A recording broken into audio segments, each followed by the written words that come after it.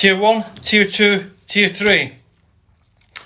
Welcome to lockdown. God knows what day it is, UK. Yesterday in the UK, the British government, or I should say English government, or I should say Little Britain government, took a decision to release us all from lockdown on December the 2nd and place us into lockdown on December the 2nd. The hypocrisy and the destructive nature of this government leaves me completely breathless. It's completely breathless. They have actively had a campaign to destroy health and destroy businesses and destroy lives, and they are running riot. Is that true? Well, the National Health Service has now become the National COVID Service and is definitely on a road to privatisation. How can I say that? Just think of it logically. Normally, if we are ill in England or Britain, we go to the National Health Service and get an appointment and get fixed. Right now, you cannot get an appointment, you cannot get fixed, and if you have cancer, you have a very high probability of death. Reasons is you cannot get it diagnosed and you cannot get it treated because the National Health Service are being sidelined as the National COVID Service under the great Nero Matt Hancock. And if you really want treatment and you're really concerned, if you pay privately, you can go and get treatment. So we are beginning to see what's happening. Politicians and their friends are making millions upon millions upon millions of pounds during their reign. Of course, nothing new in that. That's always happened, going all the way back to the Tower of Babel, right up until today, and I doubt it will ever change. But the hard to swallow part of it all is that although there's one or two politicians being directed by scientists who get their science from Wikipedia and blogs, although we're being directed by a couple of scientists and lives are being destroyed by a couple of scientists, families are being destroyed, health is being destroyed, and a nation is being torn apart by a couple of scientists and their henchmen, the politicians. Although that is taking place, it's shocking that we never see politicians stand up against these fools. When will they stand up? When will the people stand up? People complain but do nothing. Why is it, despite all these businesses being shut, yes, furlough keeps the nation pacified, yes, time and time again repeats of these restrictions makes the restrictions appear normal. But when you have a scientist saying on TV yesterday, if you hug your nana, you will kill her. That is shocking. Yet it's become so normal, we've accepted it as a normal coronavirus conversation, that we are dictated to and told what we should do, how we should live our life, how we should behave on a daily basis by one or two who really couldn't stack up the numbers if they tried. The whole of the population, almost, is now in Tier 3. Why? It's to protect the average death of 82.4.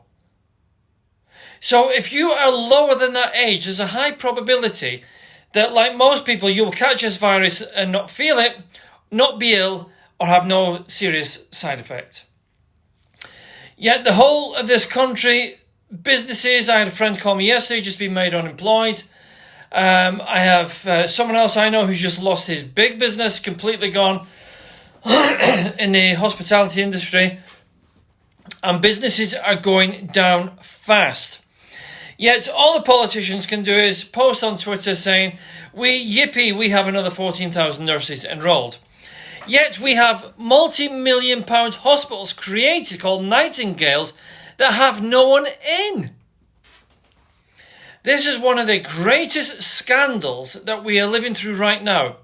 And I guarantee when we look back on this period, people will be writing, how come the people didn't see that? How come the politicians didn't see that? Why did everybody just stand by so passively and watch it happen? And the simple reason is we have been compounded into being little lapdogs that will sit when we are told to sit, using the greatest weapon of all, which is fear of loss or fear of losing your life. And of course, the other thing is, not only are we apparently in fear of losing our life, we are told if we kiss our grandmothers, we are murderers.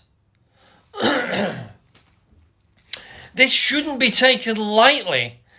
And we have to question ourselves, what are we doing about it?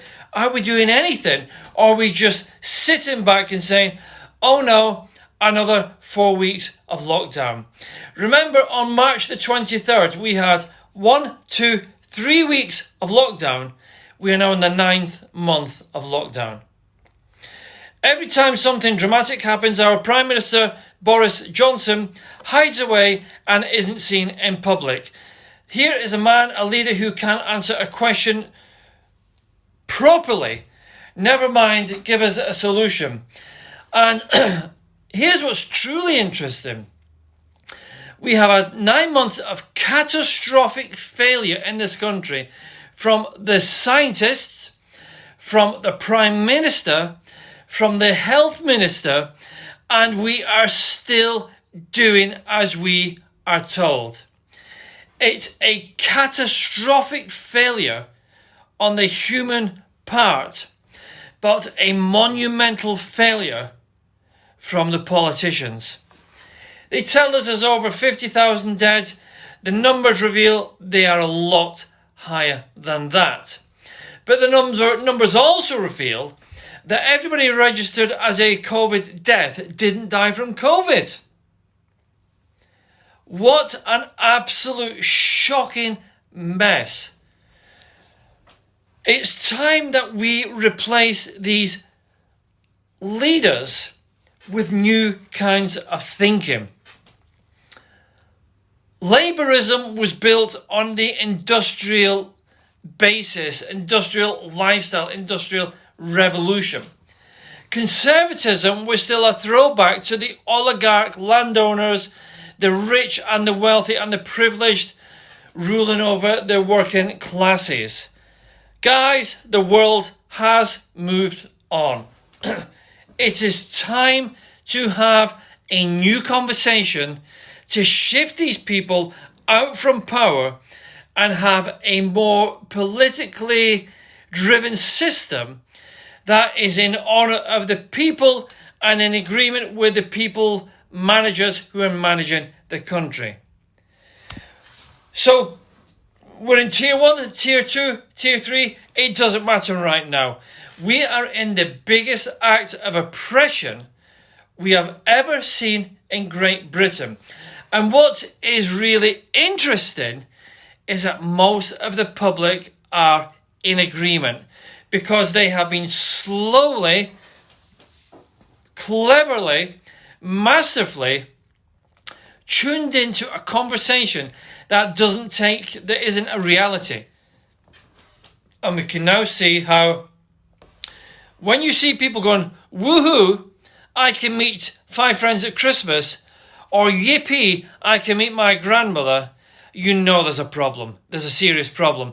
Because the deaths and the disease and the numbers do not justify what's taken place. Are you willing to share this conversation with other people? Are you willing to talk to other people? Are you willing to do something about this? Is every business willing to do a national act of rebellion and open their doors? Let's see what happens over the next few months, because things are either going to get extremely interesting or the public are going to become so subdued we are almost in a trance-like state. Guys, we have to take action on this. We cannot sit back and watch our country destroyed. If you believe that when they talk about Easter and vaccines is going to happen, you have been completely overwhelmed within your mind.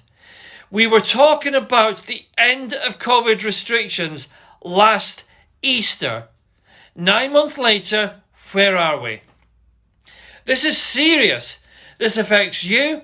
This affects your parents. This affects your grandparents. This affects your children. And this affects the future or the legacy country that we leave to our kids. Let's do something about this now.